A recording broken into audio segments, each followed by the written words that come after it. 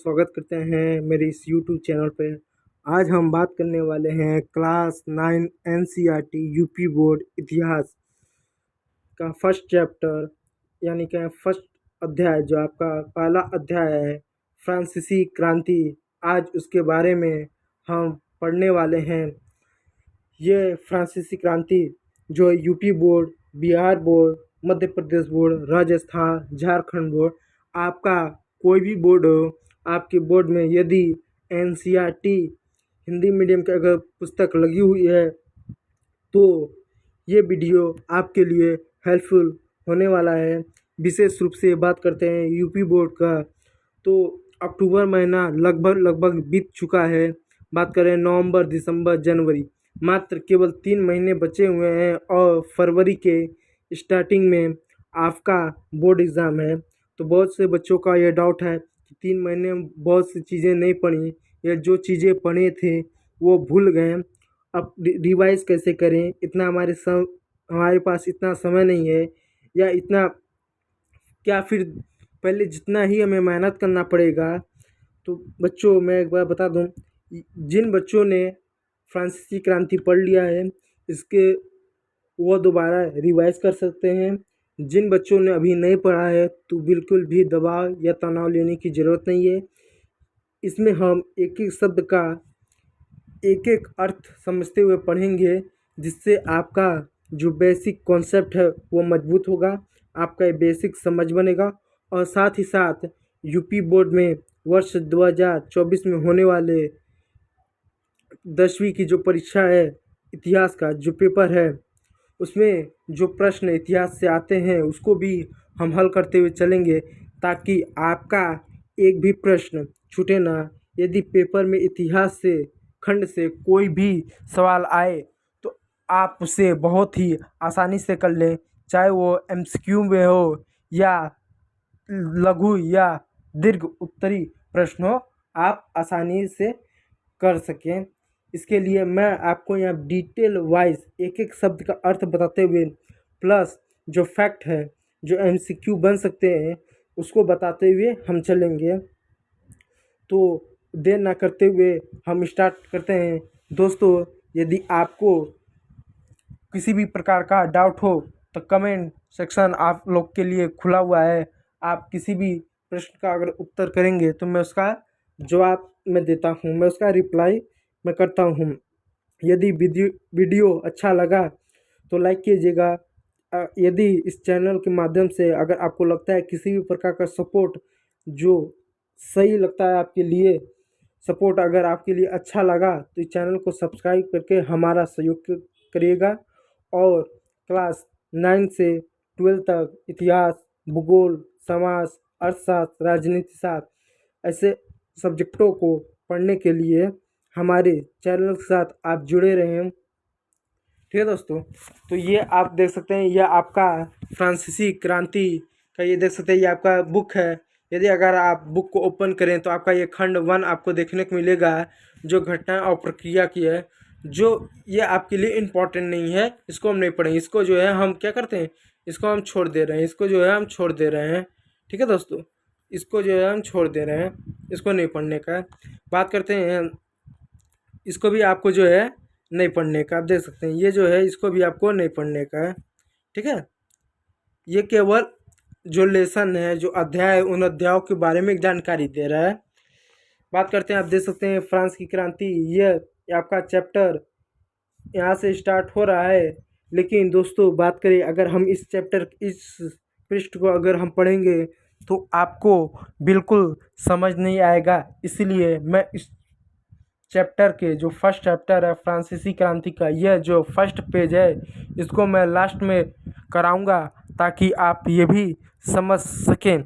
जब तक आप फ्रांसीसी क्रांति को नहीं समझेंगे, इसके समाज को नहीं समझेंगे, इसके बेसिक जो संरचना है उसको नहीं समझेंगे, जब तक मूलभूत कॉन्सेप्ट आपका क्लियर नहीं होगा, तब तक आप फ्रांसीसी क्रांति को, इस चैप्टर को समझ नहीं पाएंगे। और जो 9वीं में जो आपका बोर्ड, जो 9वीं में जो आपका स्कूल में जो पेपर होगा, उससे संबंधित किसी भी प्रकार का प्रश्न के आप उत्तर नहीं दे पाएंगे। तो देर ना करते हुए स्टार्ट करते हैं। तो दोस्तों ये वाला जो पेज है ये हम लास्ट में देखेंगे, जिसको मैं अभी के लिए छोड़ दे रहा हूँ। स्टार्ट करते हैं हमारा यहाँ से। 18वीं सदी के उत्तरार्ध में फ्रांसीसी समाज, यानी 18वीं सदी के उत्तरार्ध में जो हमारा 18वीं सदी है उसके अंत तक हमारा जो फ्रांसीसी समाज है इसको, तो इसमें हम कुछ चीज़ों को पढ़ेंगे, इसके बारे में आपको बता देता हूँ। पहला इसमें हम जो है फ्रांसीसी समाज के बारे में पढ़ेंगे कि फ्रांसीसी समाज क्या है, यानी क्या है, महत्व देखेंगे, महत्व को देखेंगे, ठीक, ये दो चीज़ के देखेंगे। तीसरा इसमें जो आप देख सकते हैं यहाँ पर क्रांति शब्द का उपयोग किया गया है, तो हम पहले जानेंगे। सबसे पहले हम ये जानते हैं कि क्रांति क्या होती है, क्रांति क्या होती है और क्रांति क्यों, क्रांति क्या होती है और क्रांति क्यों हुई फ्रांस में, और क्या इसके परिणाम रहे, इसके क्या परिणाम, इसके क्या परिणाम रहे, इन तीन चीज़ों को देखेंगे। उसके बाद इस चैप्टर का हम स्टार्ट करेंगे, उसके बाद हम फ्रांसीसी समाज को देखेंगे।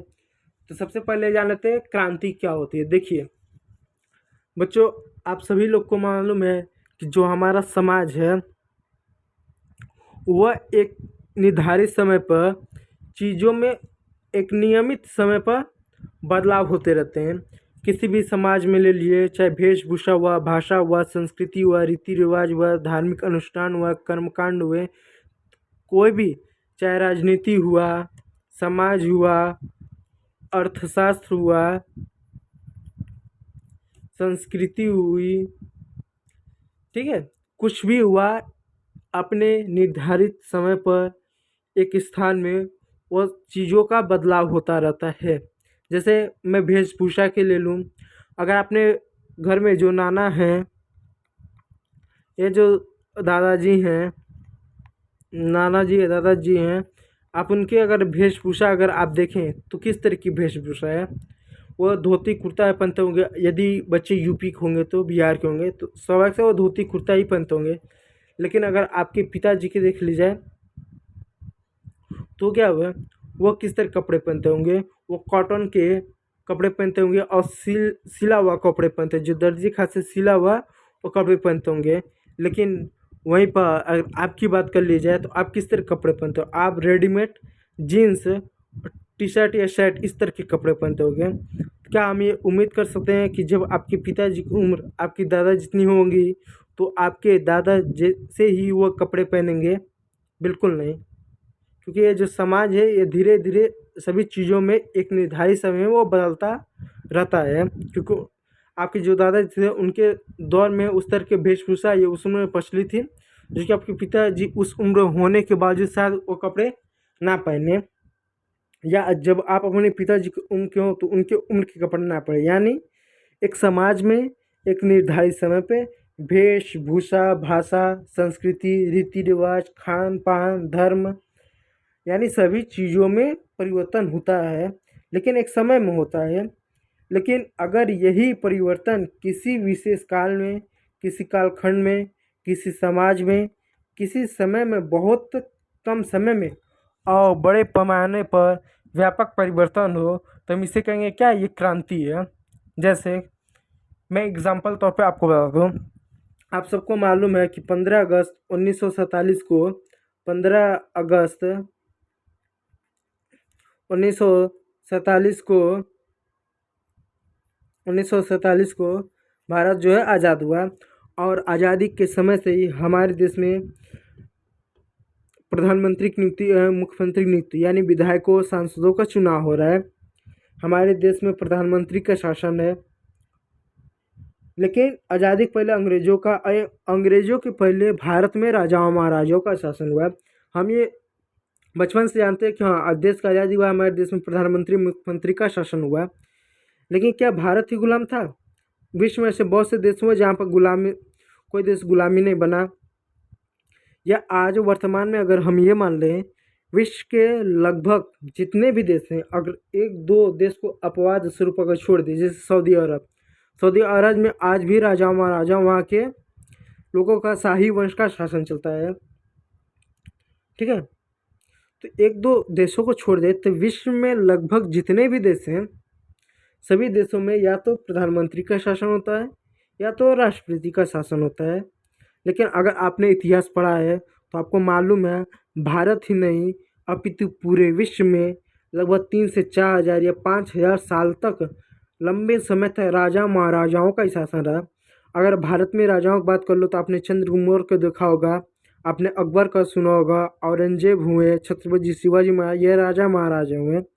विश्व इतिहास में अगर आपने पढ़ी तो आपने सिकंदर के बारे में आपने पढ़ा होगा, आपने चंगेज खान जो सन की औतानाशाह शासन के बारे में आपने उसके बारे में पढ़ा होगा।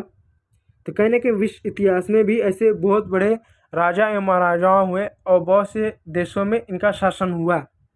लेकिन आज वर्तमान में बात करें तो किसी भी देश में राजा महाराजाओं का शासन है। एक दो देश हो सकते हैं जैसे सऊदी अरब जैसे कुछ देश जहाँ पर हैं, लेकिन विश्व के अधिकतर देशों में राजा और महाराजाओं के शासन की जगह पर राष्ट्रपति एवं प्रधानमंत्री का शासन है। कुछ ऐसे देश है जो तानाशाही देश है जहाँ पर सैन्य शासन चलता है, वो अलग है।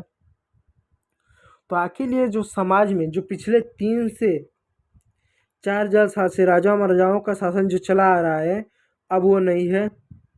3 हज़ार से जो 4 हज़ार साल से जो राजा महाराजाओं का शासन जो चलता आ रहा है वर्तमान में नहीं है।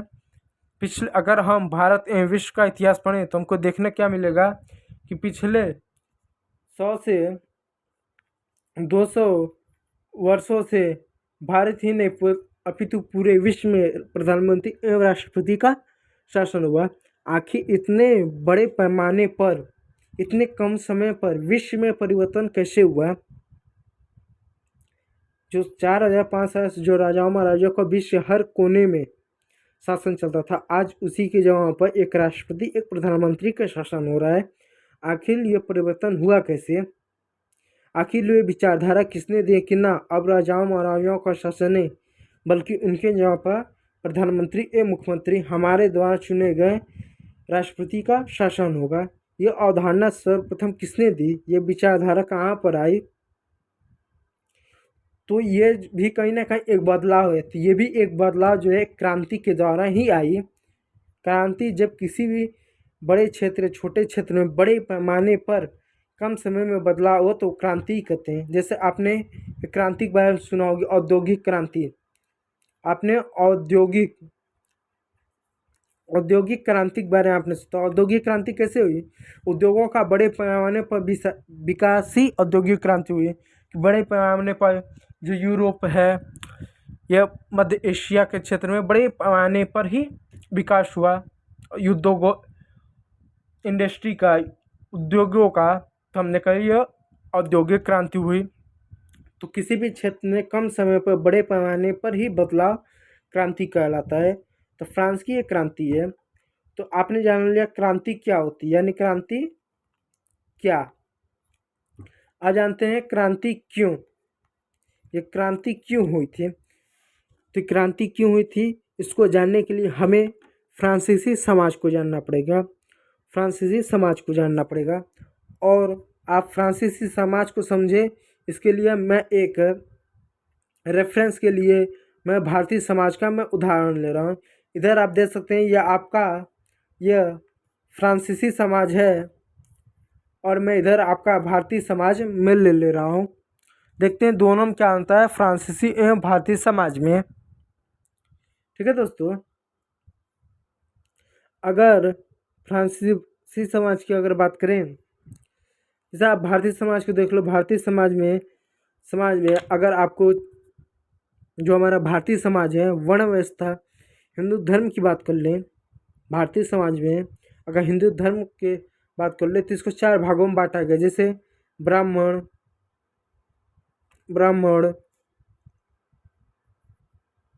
क्षत्रिय, वैश्य, शूद्र बांटा गया है। ये हिंदू धर्म है। यदि हम इस्लाम धर्म में बात करें तो शिया, सुन्नी, कुर्द, इन 3 भागों में बांटा गया है। आप देख सकते हैं जैसे आपको मालूम है कि ब्राह्मणों का काम क्या होता है, मैं पेन का कलर चेंज कर लूँ।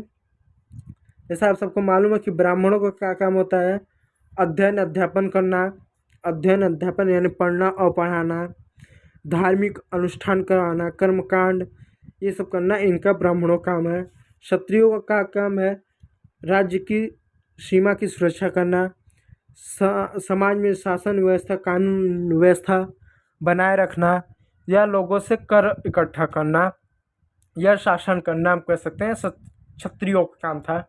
वैश्य समाज का काम करना था, ये वैश्य समाज में बड़े जमींदार कल बड़े व्यापारी हो गए, पशुपालन हो गए, कृषक आते थे। यानी वैश्य में व्यापारी हुए, पशुपालक हुए, कृषक हुए, ये लोग आते थे। शूद्र जो होते थे इन तीनों वर्णों की सेवा, जो शूद्र होते थे इन तीनों वर्णों की सेवा देने का काम करते थे। ठीक है।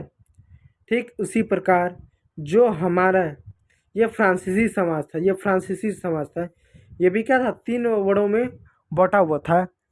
जैसे फर्स्ट स्टेट, जैसे हमारे यहाँ भारत में ब्राह्मण थे, हिंदू धर्म में सर्वोच्च सबसे ऊंचा दर्जा दिया गया था, ठीक उसी प्रकार फ्रांस में प्रथम स्टेट को दर्जा मिला था। इसमें पादरी वर्ग आते थे, जैसे चर्च के जो फादर हो गए, जो चर्च के लोग हो गए, ये लोग आते थे। फिर दूसरा हमारे जो क्षत्रिय वर्ग भारत में था, उसी फ्रांस में क्षत्रिय वर्ग की जगह यहाँ पर द्वितीय स्टेट था, जिसमें कुलीन वर्ग लोग आते थे। कुलीन वर्ग जो राजा महाराजा ये शाही वंश को होते थे, जिनका काम था फ्रांस में शासन व्यवस्था बनाए रखना, शासन करना, राजा महाराजा ये लोग होते थे।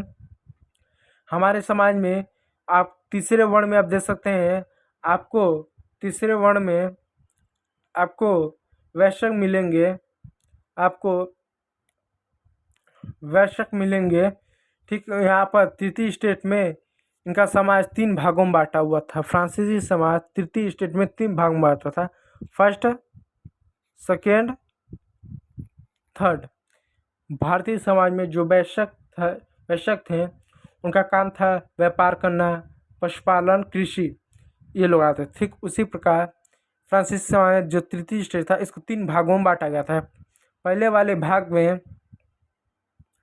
भाग में बड़े व्यवसायी आते थे, यानी जो बड़े व्यवसायी होते थे, बड़े व्यापारी हो गए, अदालती कर्मचारी और वकील आते थे। इसमें कौन सा आते थे, बड़े व्यापारी, वकील, अदालती कर्मचारी इसमें आते थे। जबकि जो तृतीय स्टेट का जो दूसरा जो भाग था उसमें कौन आते थे, उसमें किसान आते थे। इसमें कौन था, इसमें किसान और कारीगर आते थे, किसान और कारीगर आते थे।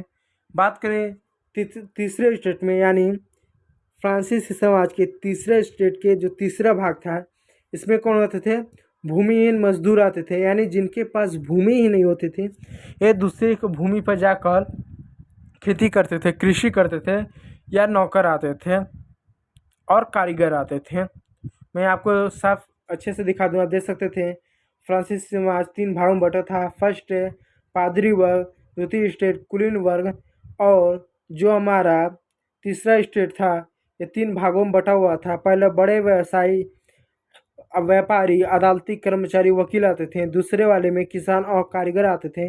जबकि तृतीय स्टेट के जो तीसरा भाग था इसमें छोटे किसान, भूमिहीन मजदूर और नौकर आते थे, ये लोग आते थे। तो ये मैंने आपको फ्रांसीसी समाज के बारे में क्यों बताया, आप कारण जान लिए। क्योंकि फ्रांस की क्रांति का एक मुख्य कारण था फ्रांसीसी समाज की संरचना। आप इसको समझने के लिए मैं आपको इसको थोड़ा सा मैं पढ़ के बताता हूँ।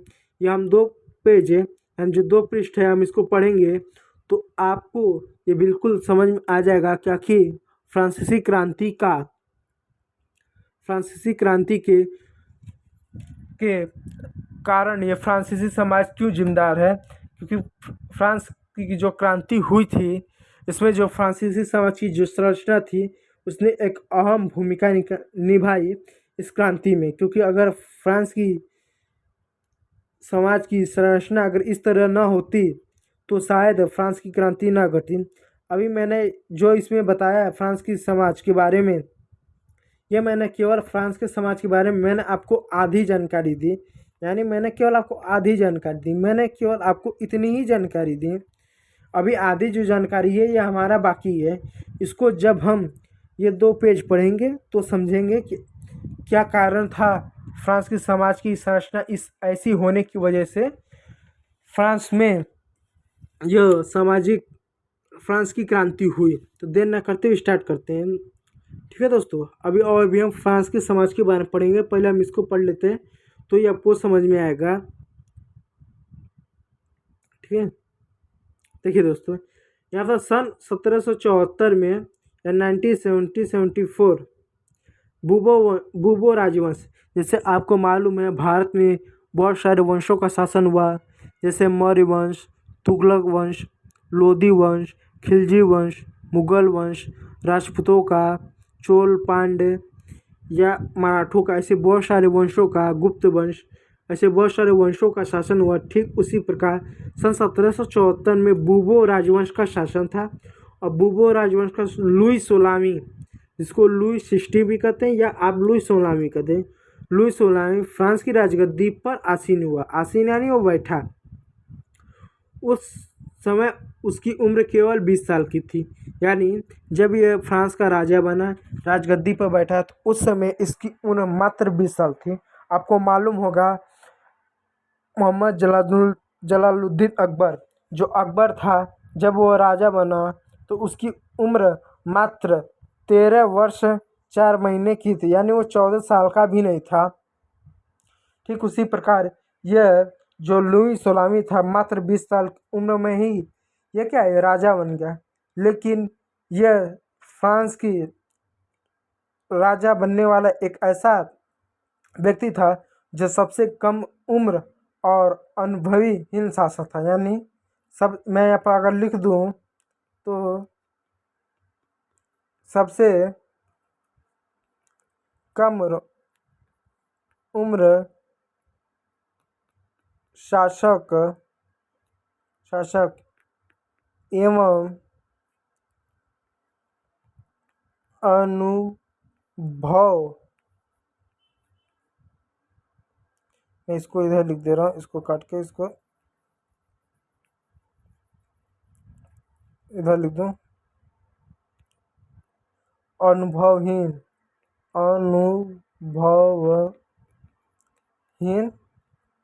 शासक, यानी मेरे को लुई सोलामी सबसे कम उम्र का शासक एवं अनुभवीहीन शासक था। अनुभवीहीन शासक का मतलब साम्राज्य को कैसे चलाया जाए, राजपाट कैसे देखा जाए, राज्य का संचालन कैसे किया जाए, इसके बारे में इसे कोई भी जानकारी नहीं थी। यह इसके बारे में कोई जानकारी थी। हालांकि जब कोई भी व्यक्ति राजवंश के परिवार में जन्म लेता है तो उसे युद्ध कला, राजपाट, शासन, ये सारी कला उसको बचपन से ही सिखाई जाती हैं। न्याय करना, सजा देना, राज्य की सुरक्षा करना, जनता से कर वसूलना इत्यादि सभी प्रकार की उसे योग्यता सिखाई जाती है। लेकिन यह सबसे कम उम्र एवं अनुभवीहीन शासन था, जो फ्रांस का राजा तो बन गया लेकिन फ्रांस को चला नहीं पाया। अब ये देखते हैं जब ये राजा बना तो इसने क्या किया, क्या गलती की जिसके कारण फ्रांस में क्रांति कहीं ना कहीं हुई। जब ये 20 साल की उम्र थी यह राजा बन गया और उसका विवाह ऑस्ट्रिया की राजकुमारी, देखो यहाँ पर ऑस्ट्रिया दिया है, कुछ लोग इसे ऑस्ट्रेलिया कर देते हैं। मैं बता दूँ ऑस्ट्रेलिया और ऑस्ट्रिया 2 देश हैं। मैं अगर पृथ्वी की बात करूँ, जैसे मान लीजिए ये पृथ्वी है, मान लीजिए पृथ्वी है, ये पृथ्वी मान लीजिए, तो ये मान लीजिए अगर यूरोप है तो यहाँ पर आपका जो है ये मान लीजिए ये आपका ऑस्ट्रिया है और ऑस्ट्रेलिया आपको यहाँ पर मिलेगा। ठीक है, तो ऑस्ट्रिया आपका इधर है, ऑस्ट्रेलिया आपका इधर है, तो 2 अलग अलग देश हैं। तो यहाँ पे यही बता रहा है कि ऑस्ट्रिया की राजकुमारी मेरी एंतोइनेट से उसका विवाह हो गया। राजरोहण के समय उसने राजकोष खाली पाया, यानी जब वो राजा बना, राजगद्दी पर बैठा और प्रशासन उसने चलाना प्रारंभ किया तो उसने क्या देखा कि जो राजकोष है यानी जो शाही खजाना, जो फ्रांस का खजाना है, जो राजकोष है, वो क्या खाली पाया। जो कि ये कम उनका अनुभवी शासन था, तो इसने लगा कोई बात नहीं, खजाना खाली है तो खजाना भर लेते हैं। तो इसने खजाने को भरने के लिए क्या किया, इसने जनता पर टैक्स यानी कर की बढ़ोतरी की। ये हम आगे पढ़ने वाले हैं, लेकिन पहले हम ये जान लें कि फ्रांस का राजकोष खाली होने के पीछे क्या क्या कारण थे। इसके पीछे कुछ कारण थे, हम नंबर वाइज पढ़ने वाले हैं। तो पहला नंबर हम डाल दें, पहला कारण देखें। पहला कारण क्या दिया है कि लंबे समय तक चल रहे युद्ध के कारण फ्रांस की वित्तीय संसाधन नष्ट हो चुके थे। यानी फ्रांस लंबे समय से युद्ध में व्यस्त था, जिसके कारण फ्रांस के जो वित्तीय संसाधन थे, यानी जिन संसाधनों से फ्रांस की राजकोष में आय आती थी, जिससे वह टैक्स इकट्ठा करता था, जिसको उसके वित्तीय संसाधन का मतलब एक ऐसा संसाधन जिससे आपको आय प्राप्त हो। जैसे मान लीजिए आपके पास एक मकान है, आपके पास मान लीजिए एक मकान है, आप इस मकान में रहते नहीं है, इस मकान को आपने रेंट पे दे दिया, किराए पे दे दिया। आपने कि इसके माध्यम से आपको डेली महीने का आपको 10,000 किराया मिलता है। तो ये आपके लिए एक वित्तीय संसाधन है जो आपको मिलता है। लेकिन मान लीजिए मकान ही कल को नष्ट हो जाए तो आपको ये जो 10,000 जो महीने का मिल रहा है ये आपको नहीं मिलेगा। ठीक उसी प्रकार काफ़ी लंबे समय फ्रांस से चल रहे युद्ध से फ्रांस का जो वित्तीय संसाधन हो चुका है वो नष्ट हो चुके थे, जिसके कारण फ्रांस का राजकोष खाली हो गया। तो पहला क्या कारण था, फ्रांस के वित्तीय संसाधन नष्ट हो चुके थे युद्ध के कारण। दूसरा क्या कारण था, वारसा के विशाल महल और राज दरबारी किसानों शौकत बनाए रखने की फिजूल खर्चों का बोझ अलग से था। यानी ये वारसा नाम का एक महल था। जैसे वर्तमान में अगर हम देख लें, हमारा भारत है, संसद भवन है, तो संसद भवन है तो उसमें जो हमारे द्वारा चुने गए जो सांसद उसमें रहते हैं, तो उस संसद भवन के जो मेंटेन है, उसके जो भी मेंटेन में साफ़ सफाई, फर्नीचर या इत्यादि मेंटेन के लिए तो खर्च तो आता होगा ना, बिजली, पानी, मेंटेनेंस, साफ सफाई, सुरक्षा, कर्मचारियों को तनख्वाह देना इत्यादि। तो उसके लिए भी भारत सरकार कुछ ना कुछ तो खर्च उठाती होगी। ठीक है, उसी प्रकार ये जो वारसा जिस महल में राजकुमार राजा महाराजा के लोग रहते थे वो एक विशाल महल था। और राज दरबार की जो शान और शौकत है कि हम राजा हैं, महाराजा हैं, नवाब है इत्यादि, इसके लिए ये बहुत सारे फिजूल की खर्चे करते थे।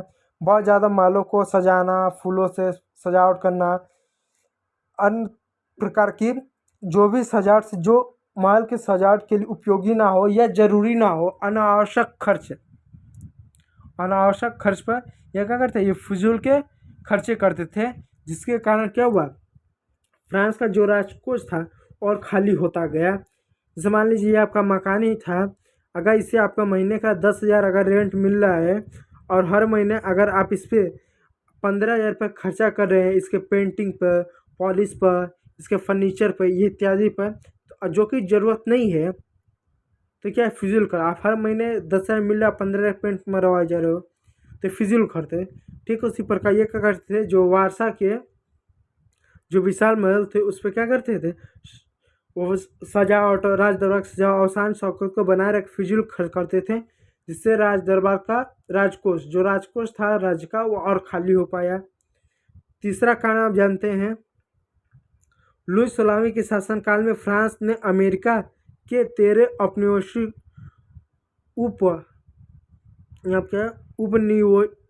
उपनिवेशों को साझा शत्रु ब्रिटेन से आज़ाद कराने में सहायता दी थी। यानी उपनिवेश का मतलब होता है गुलाम। जैसे मान लीजिए एग्जाम्पल तौर पर आप समझिए, मान लीजिए ये आपका राज्य है, मान लीजिए आपका राज्य, ये मेरा राज्य है, आपके हमारे बीच में युद्ध हो रहा है और मैंने क्या किया, युद्ध में मैंने आपके ये क्षेत्र और मैंने ये क्षेत्र को मैंने जीत लिया। ठीक, और मैंने अगर आपसे युद्ध किया तो युद्ध में सेना, गोला बारूद, पैसे, संसाधन तो मैंने खर्च किए होंगे। कल को अगर आप मुझे कहो कि ये जो क्षेत्र है मैं छोड़ दूँ, या कल को कोई तीसरा पड़ोसी देश, मान लीजिए कोई तीसरा पड़ोसी देश है हमारे आपके बीच में, यह कहता है कि इनके जो भी आप क्षेत्र पे उसे कह रहा है कि आपने जो भी ये क्षेत्र आपने कब्जा किए वापस दे दें। मैं वापस दूंगा, लेकिन इसके बदले में मैं तो कुछ धन की तो मांग करूंगा ना, क्योंकि मेरे सैनिक मारे गए, मेरे संसाधन नष्ट हुए, मैंने पैसे खर्च किए, तो इसके लिए मैं आपके जो क्षेत्र है मैं आपको वापस दूंगा, लेकिन इसके लिए मैं कुछ पैसे की मांग करूंगा। ठीक उसी प्रकार फ्रांस के शासनकाल, तो लुई 16वें के शासनकाल में फ्रांस ने अमेरिका के 13 उपनिवेशों को साझा शत्रु ब्रिटेन से आज़ाद कराने में सहायता दी थी। यानी फ्रांस के शासनकाल में फ्रांस ने अमेरिका की जो 13 क्या थे उपनिवेश गुलामों क्षेत्र को साझा शत्रु ब्रिटेन से आज़ाद कराने के लिए सहायता दी थी। यानी सहायता दी थी, तो आप सहायता किससे दी थी? पैसे से सहायता दी थी। तो इसके लिए फ्रांस का जो राजकोष था और ही तेजी से क्या हुआ? खाली हुआ। क्या हुआ? खाली, जिससे क्या था? फ्रांस पर और आर्थिक रूप से बोझ हुआ। इस युद्ध के चलते फ्रांस पर 10 अरब लीवे से भी अधिक का कर्ज और जुड़ गया, और इस युद्ध के चलते 10 अरब लीवे यानी 10 अरब कितना? 10 अरब लीवे से अधिक का कर्ज क्या हो गया। तो फ्रांस के राजकोष खाली होने के कुछ कारण थे। पहला क्या कारण थे आप ये जान लो। पहला क्या कारण था कि फ्रांस का जो था युद्ध चल रहा था। दूसरा कारण था फिजूल खर्चे, जो फिजूल के जो खर्चे हुए, जो फिजूल खर्चे मैं कर दूँ, फिजूल खर्चे हो गए। तीसरा क्या था? उपनिवेशों को आज़ाद कराना। 13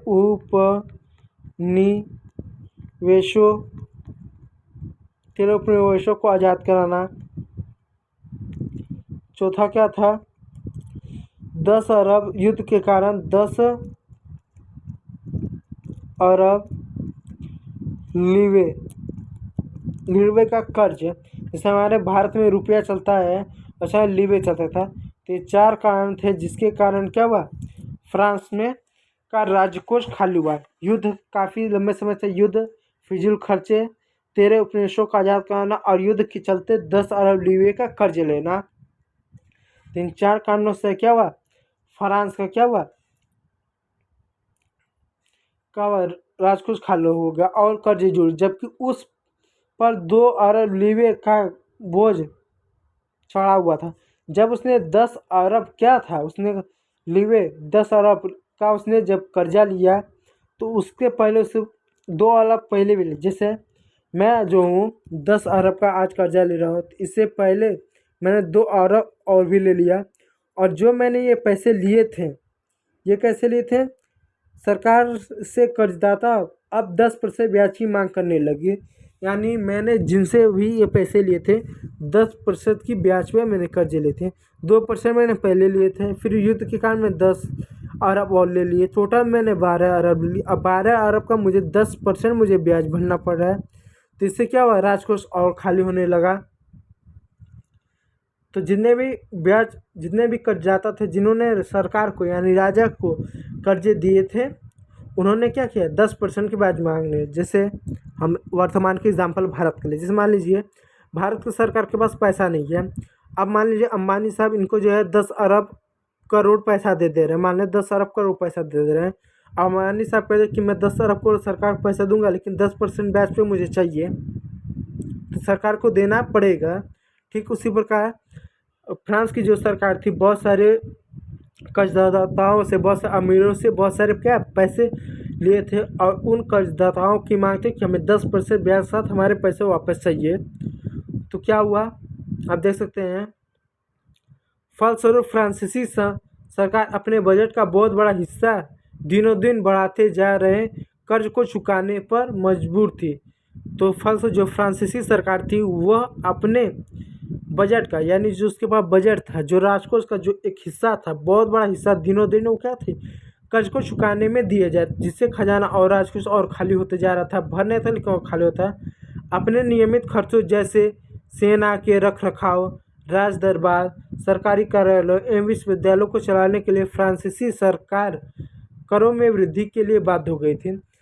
तो फ्रांसीसी सरकार के पास जो पैसे एक तो थे नहीं, दूसरे जो पैसे थे वो कर्जदाताओं को 10% ब्याज पे कर्ज चुका रही थी।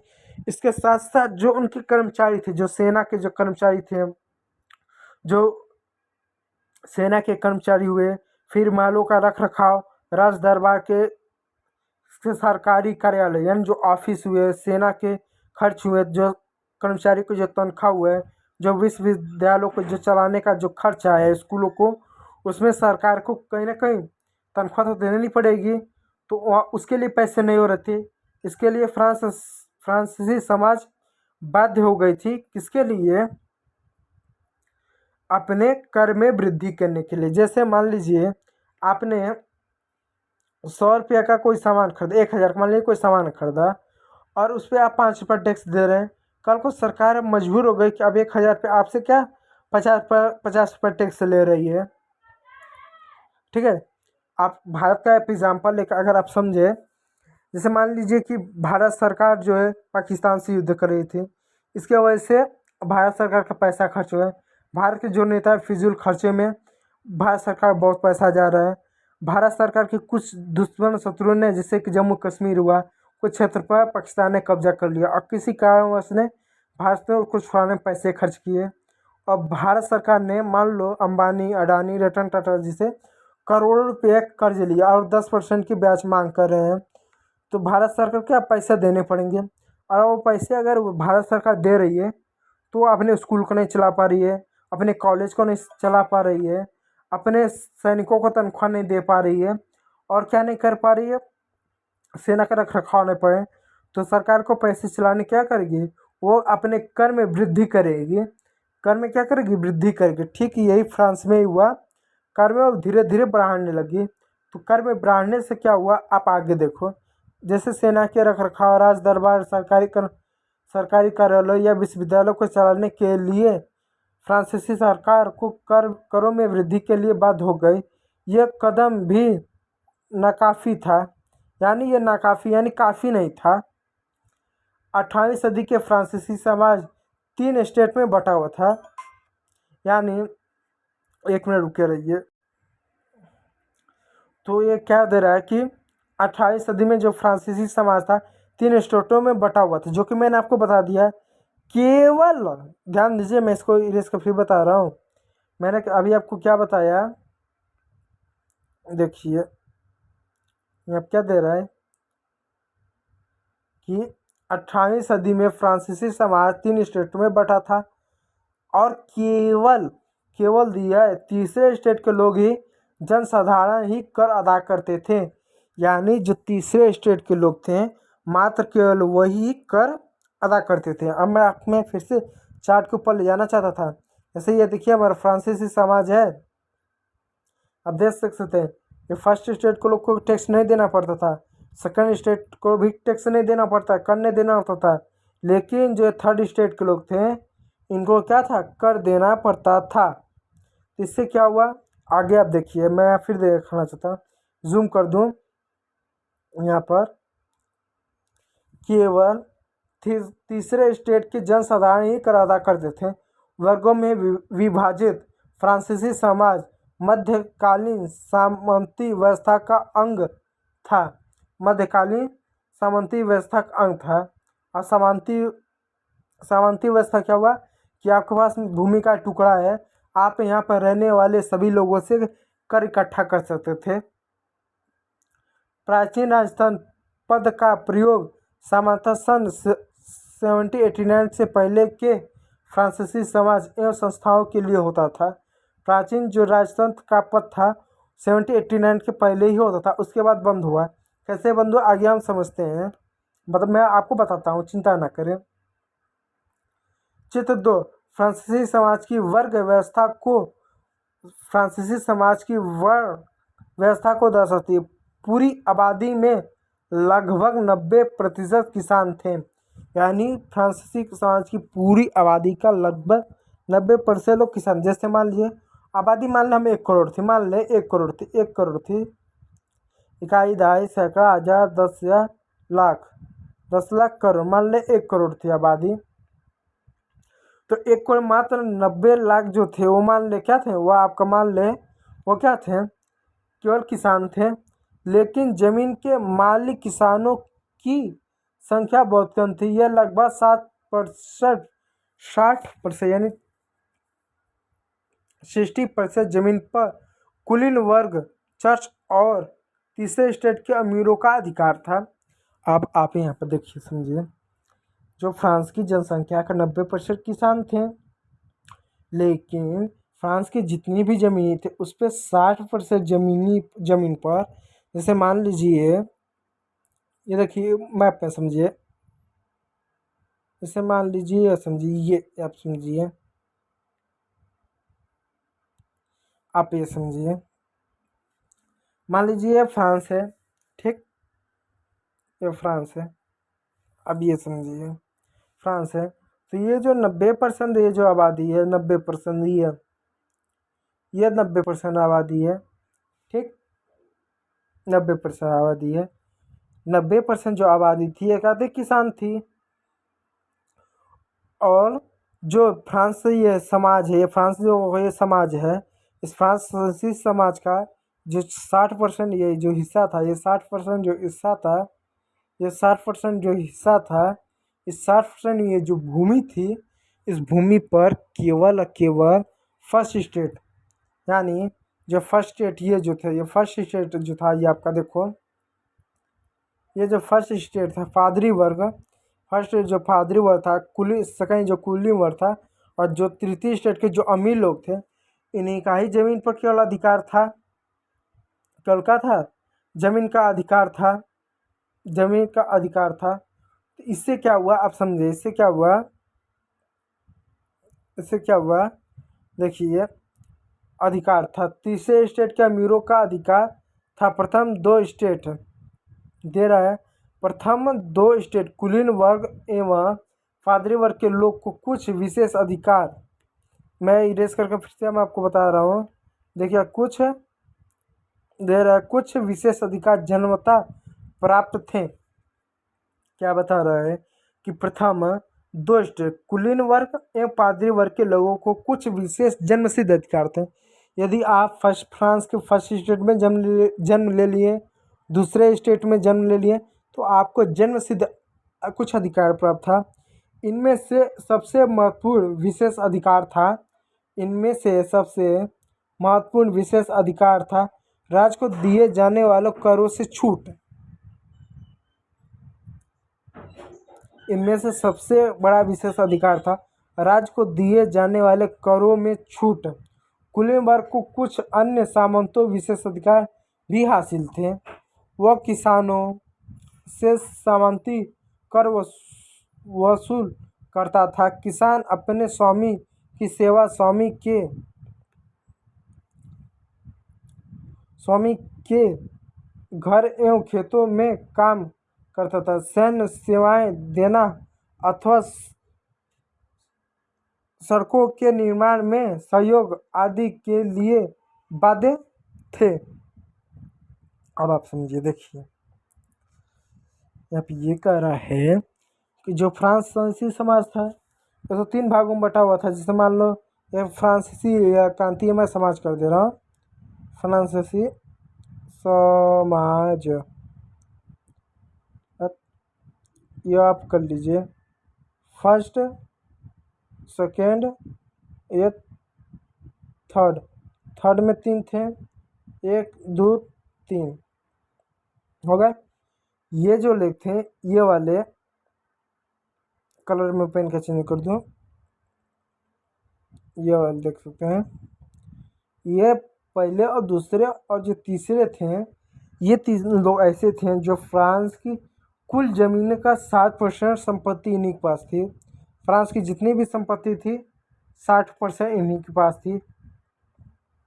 और जो पहले और दूसरे लोग थे, इनको क्या करना पड़ता, इनको टैक्स नहीं देना पड़ता था। यानी फ्रांस में सबसे ज़्यादा संपत्ति थे तो इन्हीं 3 के पास थी, जिनमें से इन दोनों को टैक्स नहीं देना पड़ता था, टैक्स नहीं देना पड़ता था। संपत्ति सबसे ज़्यादा इन्हीं के पास, टैक्स नहीं देना पड़ता था इन्हीं के पास। सबसे कम संपत्ति इन दोनों के पास थी। सबसे कम संपत्ति थर्ड स्टेट के दूसरे तीसरे वाले व्यक्तियों के साथ, सबसे कम संपत्ति इन्हीं दोनों के पास थी। और इनको टैक्स देना पड़ता था। यानी जिसके पास ज़्यादा संपत्ति है उसको टैक्स नहीं देना है, जिसके पास कम संपत्ति उसको टैक्स देना है। जैसे भारत के संदर्भ में बात कर ले, जैसे मान लीजिए आप ले लीजिए अंबानी साहब है, रतन टाटा हैं या अडानी हैं, इनके पास बहुत संपत्ति है। अब सरकार कह दे इनको 1 रुपये भी टैक्स नहीं देना पड़ेगा। टैक्स सबसे ज़्यादा किसको देना पड़ेगा? सब्जी वाले को, मजदूर को, कारीगर यानी जो मिस्त्री होते हैं सब, या चाय बेचने वाले, इनको सबसे ज़्यादा टैक्स, इनको टैक्स देना पड़ेगा। और टैक्स तब ज़्यादा देना पड़ेगा जो भारत में टैक्स सरकार बढ़ा रही है, तो ये गरीब है, इनको और ज़्यादा टैक्स देना पड़ेगा। तो ये क्या करेंगे? यह सरकार के प्रति विद्रोह करेंगे कि नहीं करेंगे? तो फ्रांस की सामाजिक संरचना ऐसी थी कि जो पादरी थे, जो कुलीन वर्ग थे, इनको तो टैक्स देना ही नहीं पड़ता, जन्मसिद्ध अधिकार था। यहाँ तक कि इनको यह अधिकार था, कुछ ज़मीनों पे आप टैक्स वसूल कर सकते थे। कुछ ऐसा अधिकार था कि लोग आपको सेवा देंगे, फ्री सेवा देंगे। कुछ काम हुआ, खेतों में काम हो गया, देखो यहाँ पे लिखा हुआ है ना कि यहाँ क्या दिया हुआ है, यहाँ दिया हुआ है वो किसानों से सामान्य कर वसूला करते थे, वो किसानों से टैक्स वसूला करते हैं। किसानों अपने स्वामी की सेवा करते हैं। यानी जितने भी गरीब थे वो सभी लोग क्या, चर्च के फादर के, कुलीन वर्ग लोगों की सेवा करते हैं। स्वामी के घर एवं खेतों में काम करते थे, सैन्य सेवाएं देते थे अथवा सड़कों का निर्माण में सहयोग आदि करने के लिए बाध्य थे। यानी ये मजबूर थे। जैसे मान लिया अगर आप चाय बेचने का काम करते हो तो आप अंबानी साहब के लिए फ्री में काम करने के लिए आप मजबूर हो, उनके लिए जन्मसिद्ध अधिकार है, आपके लिए नहीं। वो टैक्स नहीं देंगे, आपको टैक्स देंगे। तो कहने फ्रांस की सामाजिक संरचना ऐसी थे जो कहीं ना कहीं फ्रांस में क्रांति के लिए क्रांति हुआ। अब क्रांति हुआ तो क्यों हुआ, क्रांति की क्या मांग थी, क्या बदलाव हुए, क्या महत्व था, वो हम देखेंगे। ठीक है, तो यहाँ पर आप देखिए आगे क्या दे रहा है। चर्च भी किसानों से करों का एक हिस्सा टाइट धार्मिक कर, यहाँ चर्च भी किसानों से करों का एक हिस्सा। किसान कौन थे? जो छोटे भूमिहीन किसान थे, मजदूर थे, नौकर थे, इनसे क्या किया था? टाइट यानी मैं मिटा दो, टाइड टाइड टाइड नाम का एक धार्मिक कर वसूला जाता था। बस के कर के रूप में बसे हैं जो चर्च के फादर दो लोग थे, क्या करते थे? इन गरीबों से टाइड नाम के एक क्या करते, धार्मिक कर वसूलते थे कि आपको कर देना पड़े। ऊपर से तीसरे स्टेट में तमाम लोगों को सरकार को तो कर चुकाना ही होता था। इन करों को टाइल, प्रत्यक्ष कर और अनेक अप्रत्यक्ष कर शामिल थे।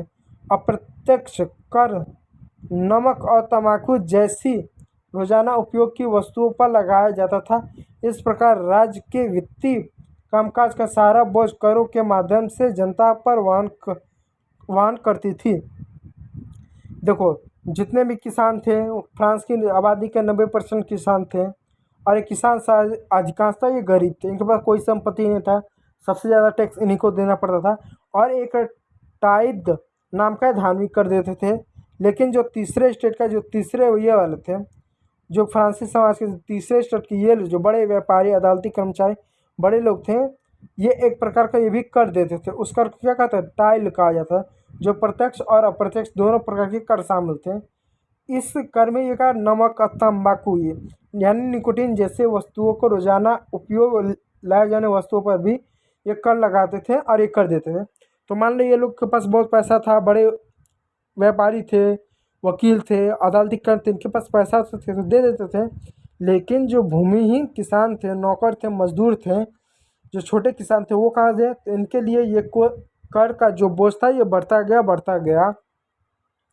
ठीक है, अब आगे देखते हैं क्या है। यह क्या है, अब यहाँ देखें जो आपने लीवे पढ़ा कि 2 अरब लीवे, 10 अरब लीवे, यह फ्रांस की मुद्रा है जिसे सन 1994 में समाप्त कर दिया गया था। स्टेट क्रांति पूर्व फ्रांसीसी समाज में सत्ता और सामाजिक हैसियत को अभिव्यक्त करने वाली श्रेणी थी। स्टेट का मतलब फ्रांसीसी समाज में सत्ता और हैसियत को क्या करता था? बताने वाली श्रेणी। पादरी व चर्च के विशेष कार्यों को करने वाले व्यक्तियों का समूह था। चर्च के जो विशेष का, जिस पूजा पाठ जो चर्च में लोग करते हैं, जो गॉड की पूजा करते हैं, चर्च का रख रखाव या देखने वाले, के पादरी होते थे। टाइड चर्च द्वारा वसूल किया जाने वाला कर, यह कर कृषि उपज के 10वें हिस्से के बराबर होता था, यानी कृषि उपज के 10वें हिस्से के बराबर होता था। बात करते हैं टाइल। टाइल सीधे राज्य को अदा किया जाने वाला कर था। ये टाइल जो था ये चर्च के पादरी लोग को दिया जाता था, टाइल राज्य सरकार लेते थे। ठीक है दोस्तों, तो इतना टॉपिक आपका समाप्त हो गया है। तो दोस्तों हमने एक पेज हमने आपको बता दिया, और वीडियो जो है बहुत लंबा होता जा रहा है। अभी आपको बहुत से पेज आपको देख सकते हैं, ये सारे चीज़ें आपको पढ़ना बाकी है, लेकिन मैं दोस्तों आपको यहाँ पर एक एक शब्द का एक एक अर्थ बताते हुए मैं चलूँगा, इसलिए वीडियो लंबा होगा। अब वीडियो के कई सारे पार्ट हो सकते हैं, ये एक पार्ट में नहीं, हम 4-5 पार्ट में कंप्लीट करेंगे। डेली 50 डेली हम 50 मिनट डेली हम 50 मिनट का हम वीडियो बनाएंगे, या 60 मिनट का, 1 घंटे का, और इसको कवर करेंगे। और जो भी हमारा बेसिक कॉन्सेप्ट है उसको हम क्लियर करेंगे। ठीक है, तो आज हमने एक पेज हमने पढ़ लिया। हमने इसमें क्या चीज़ पढ़ा मैं एक बार रिकॉल कर दूं। हमने फ्रांसीसी समाज के पढ़ा, क्रांति क्या होती है हमने वो पढ़ा। अब पहला हमने क्या पढ़ा, यहाँ लिख देता हूँ। फ्रांसीसी समाज के बारे में पढ़ा, क्रांति क्या होती है ये हमने पढ़ा। तीसरा हमने राज्य कोष खालिज होने के क्या कारण थे उसको हमने पढ़ा। ठीक है, और किस तरह से कर पाए हमने पढ़ा। कल अगले वाली वीडियो में हम क्या पढ़ेंगे, इसमें आप देख सकते हैं, इसमें ये पढ़ेंगे जब टैक्स लगा। आप यहाँ से हम पढ़ेंगे, देखिए यहाँ से पढ़ेंगे जीने का संघर्ष। जब ये टैक्स बढ़ा तो लोगों के लिए किस तरह चुनौतियाँ आई, किस तरह लोगों ने जीने के लिए, खाने के लिए संघर्ष किया, किस तरह क्रांति, उसको हम पढ़ेंगे। तो एक शब्द का अर्थ पढ़ेंगे। अगर आपको कोई चीज़ ना समझ में आए तो कमेंट बॉक्स में आप पूछे, मैं आपको उसका प्रत्येक प्रश्न का पूछे गए उत्तर दूंगा। अगर वीडियो ज़रा भी अच्छा लगा तो लाइक करें, कमेंट करके मुझे बताएं। अगर ना भी अच्छा लगा ना तो अनलाइक कर सकते हो, क्योंकि ना भी अच्छा लगा आप अनलाइक तो कर सकते हो ना। और क्या बुरा लगा वो भी मुझे आप कमेंट करके बता सकते हो। तो thank you for watching my video.